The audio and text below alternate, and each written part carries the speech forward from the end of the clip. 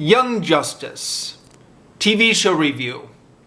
So this is part of what I'm calling my television addiction series, which is when I go through and I talk about all the TV shows I watched from 2011 to 2012 when I was living in Cambodia and was watching way too much TV. For more information about exactly why I'm doing this, I've made a whole video about it, which you can check out linked down in the description down below. But for today, Young Justice. So Young Justice is a cartoon show about DC superheroes, and it's the kind of show that you would only really enjoy if you were a huge DC comic books nerd, which I am, or at least I was. So I'm going to take a moment and maybe give my background to the comics to better understand maybe where I'm coming from on this review.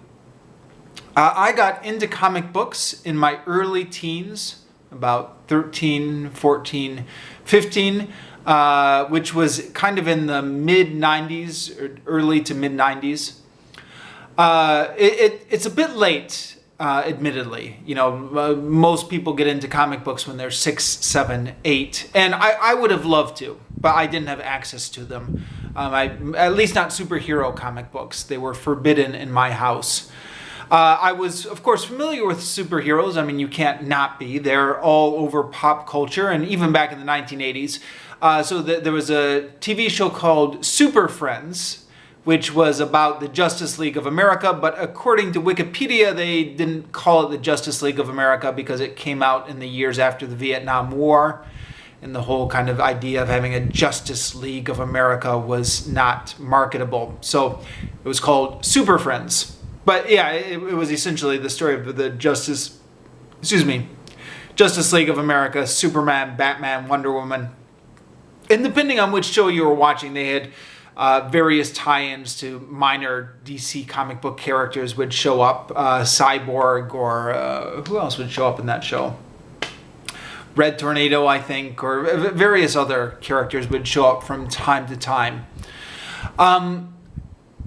So when I finally had some disposable income of my own, and when I finally had a bit of access to transportation, which would let me drive to and from the comic book shop on my own, then I started to get really into it and to buy them myself. I got really into the two major choices at that time were DC and Marvel. There were more. DC and Marvel, of course, already dominated the market back then. I think there were more independent comic books back then than there were now, but DC and Marvel were the main ones. And I went with DC. I only had a certain amount of disposable income at that age, and comic books were expensive even back then, at least to buy a lot of them. And you wanted to buy a lot of them. And it was a lot of fun back then. It was before Wikipedia. So you couldn't go onto Wikipedia and look up like the whole history of a character like you can do now.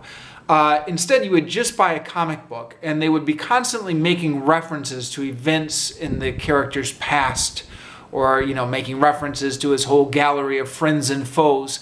And you didn't have any clue who these were, but you could find out by just spending more money and buying more comic books. And the more you bought, the more you kind of filled in these pieces of everything that had kind of come before and everything that was happening concurrently. Cost a ton of money, which is why I've never understood how anyone could be both a DC or a Marvel fan. I think you had to pick one of them. And I went with DC largely because those characters seem more iconic and more familiar to me. Again, for the Super Friends show from my childhood, etc. And that appealed to me. Now, I stumbled upon the Teen Titans books. Now, in the late 90s, the Teen Titans were already past their prime. But in the comic book shop, you could buy the old issues from the Teen Titans glory days back in the early to mid-80s when Marv Wolfman and George Perez were working their magic on him. I absolutely fell in love with that run of comics, those storylines from the glory days of Marv Wolfman and George Perez. I was able to buy a bunch of them in the cheap comic section, the comic books that were damaged, and so you could get them for three for $1. Not only were they damaged, but there was a line of reprints that came out at some point in the 1980s, which was called Tales of the Teen Titans, which was cheap reprints of the stories that had previously been run in Teen Titans. Those have been slightly damaged, so I could get them real cheap. And then once I loaded up on all the cheap ones, then I started using my money judiciously to buy the more expensive back issues to kind of fill in the knowledge. I think the most I ever spent on a comic book was $15 for Teen Titans #2, the first appearance of Deathstroke. I really enjoyed him. I was, the Teen Titans is kind of a cheesy idea, but I was at the age, even when I was a young kid, I really liked Robin. Even when I was 5 or 6 years old and I was watching Super Friends, because Robin was a kid's sidekick and I was a kid. And there's a certain type of kid that appeals to, and I guess that was me. And then even when I was a teenager reading about the Teen Titans, because I was a teenager and they were teenagers. Now, of course, I'm past the age now where that would appeal to me as a new concept. For example, if the Teen Titans were just coming out now, I'd be like, oh, what is this stupid kid stuff? But because I got into it when I was younger, I've got a fair amount of nostalgia for it. The Teen Titans cartoon, which I think was called Teen Titans Go or something, came out long after I had finished my comic book stage. And in fact, I was in Japan when that became a big cultural phenomenon. My brother told me about it. He said, those Teen Titans comics you used to like, it's now a popular cartoon show. But it was a very cartoony cartoon show. It was kind of like a Looney Tunes type thing almost. It wasn't like a real superhero cartoon show. And then Young Justice came out. Now, Young Justice is not the name of the Teen Titans. Young Justice was a comic book that came out in the late 90s, which was after I stopped actively collecting comic books, although I used to keep half an eye on it and look at the titles. So Young Justice had a different lineup than the original Teen Titans, but it was the same idea. It was kind of like the younger versions of the Justice League getting their own comic. The cartoon Young Justice kind of combines all that history. So it's got some of the original Teen Titans in it, it's got some of the new Teen Titans in it, and it's got some of the lineup from Young Justice in it. And because it's a cartoon show, it's not the cartoons always draw on the comic books as source material, but they never recreate the storylines exactly, and nobody really expects them to. So it was based on the comic books, but a reinterpretation of it with some members of the original Teen Titans, like Kid Flash and Robin and Speedy, and some members of Young Justice, like I think the Superboy was from Young Justice, right? And I don't know, maybe the Martian Manhunter. What's her name? Not the Martian Manhunter, but the Martian sidekick. Sorry, apologies. Like I said, this is going back on TV shows I've watched years ago, so I begin to forget people's names. The Teen Titans I'm very familiar with, but some of these characters that came afterwards I'm less familiar with. Anyways, it was the classic Teen Titans with some other characters. And what was really cool about Young Justice, if you were a DC comic book geek, is they somehow had access to all the characters in the DC comic book universe, which usually they don't have. Usually if there's like a show about Teen Titans, they can't show Batman in that show, even though, of course, Robin is affiliated with Batman. And even though in the comic book world it's all interconnected, there's some sort of reason because they don't want to get the main characters overexposed, or there's some sort of negotiation with rights, or I don't know what the all reasons are, and I'm sure it differs from TV show to TV show, but for reasons, they can't actually show the characters who aren't the main characters. So, if there's a Batman TV show, Wonder Woman can't show up for an episode unless it's like heavily negotiated beforehand. But Young Justice had access to everything.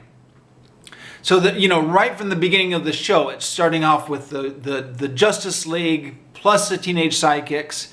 And then the teenage sidekicks form their own group, but there are still regular appearances from the characters in the Justice League. Red Tornado acts as the group's mentor.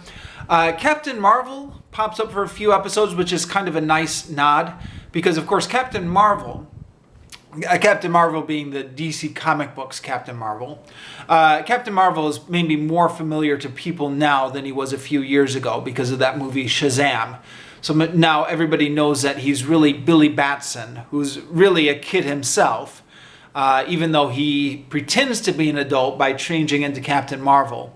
So Captain Marvel is a member of the Justice League, but he's actually a kid at heart. So they do a few clever episodes where Captain Marvel is hanging out with Young Justice. And they just have so many DC characters that they're able to integrate into this, as well as tell some of the classic stories from the Teen Titans run, like Speedy and Cheshire, and their romance, and what other classic storylines get built into? Classic storylines and new storylines, but they bring back all sorts of classic characters from all over the history of Teen Titans. Mel, Duncan, and Bumblebee, I think, are in season 2. They also, another thing, changing subjects here. Another thing from the early 90s that I really found fascinating about comic books was what was going on in the Superman comic books at the time, were the characters from the 1970s Jack Kirby run on Superman, the DNA Project, where they were creating all these DNA clones, and you had the Guardian, who was an old Jack Kirby character as kind of the security guard of the project, and the DNA Aliens, which was, that concept was revived briefly in the 90s when I was reading comics. That also got integrated into the Young Justice cartoon show. So you had the Guardian and you had the DNA Aliens, which in the Young Justice TV show they call Genomorphs. And yeah, if you're a comic book nerd, there's just tons of stuff in there. Season 2, they did a time jump 5 years ahead in the future. So season 2 starts 5 years after season 1 ended. And it really is almost a reset button for the show. There's kind of a new cast of characters. Some of them are the same, some of them are different, and even the ones that are the same are in a different place than we left them 5 years ago. And my initial attitude towards starting season 2 was to be disturbed by this, being like, no, I don't want to jump ahead 5 years in the future. I'm perfectly happy with where I left these characters last time. When I have to get used to a whole new setting with, new characters and new situations. But then you do get used to it. And then they do some clever stuff in season 2 with filling in the gap between what happened in those 5 years in the past and going on to tell new stories. Now, I was, at the time I watched this, in my early 30s. So, was fully aware that I was too old to be watching this cartoon. I was watching it for nostalgia value. And it is, I think, as far as I know, one of the best cartoons based on DC comic books ever.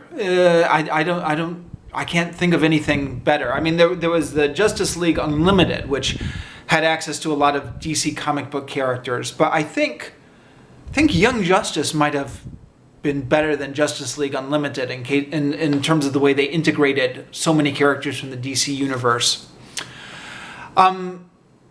So I enjoyed it for that aspect. I was well aware that the storyline was being pitched at somebody younger.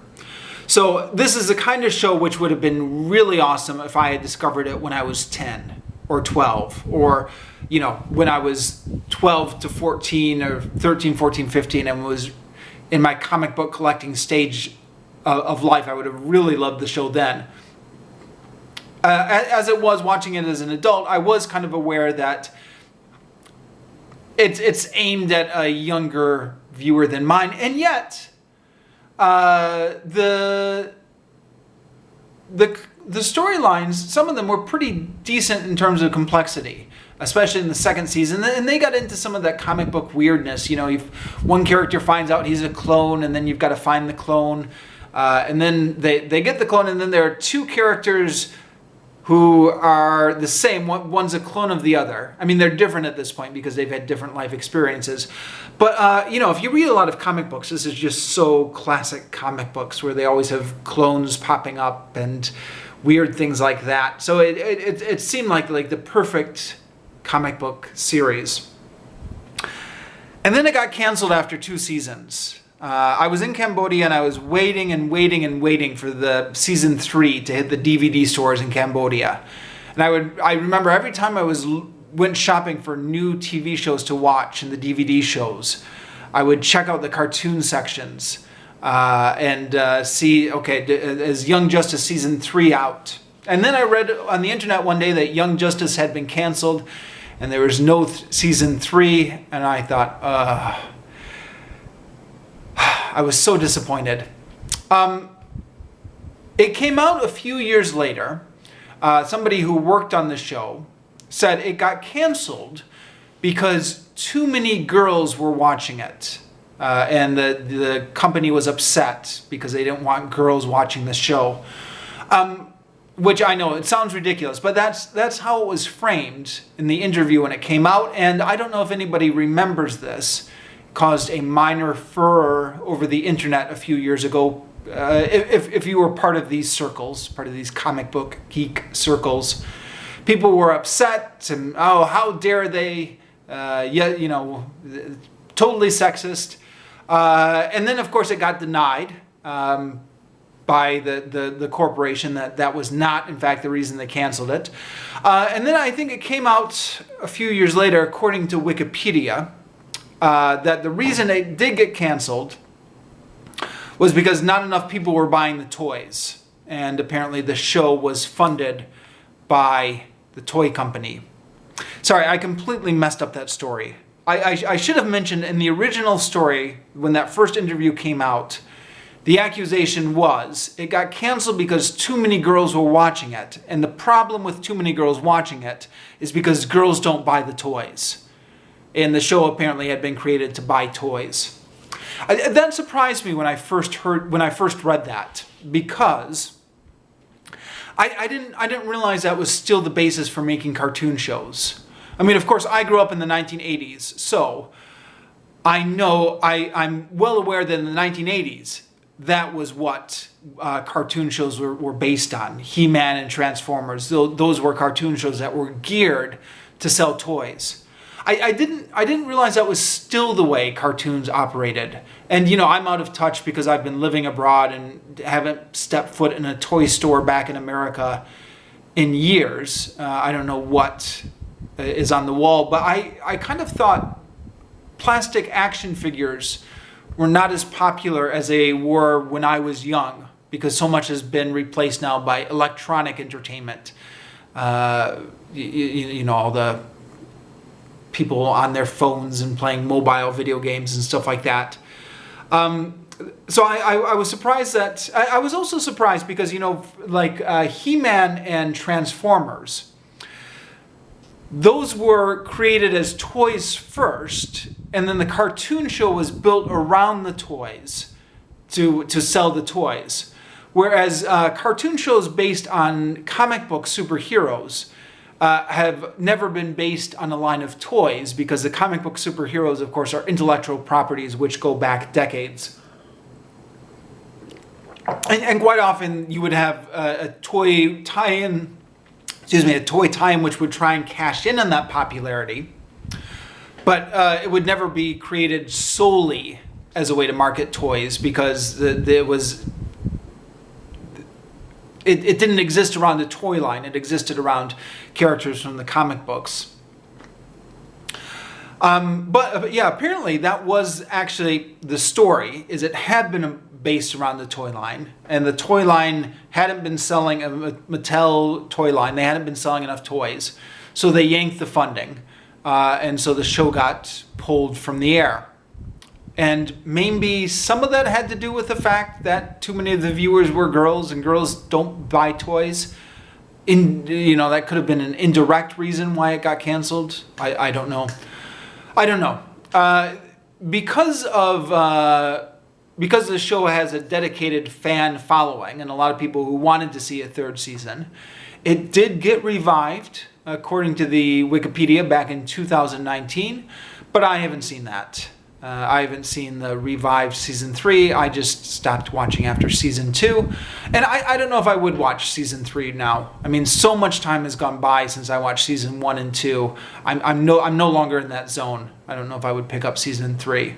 But I did really enjoy season 1 and 2 back in the day when I watched them. Even though I was an adult watching a children's cartoon. It was a perfect cartoon for a comic book geek.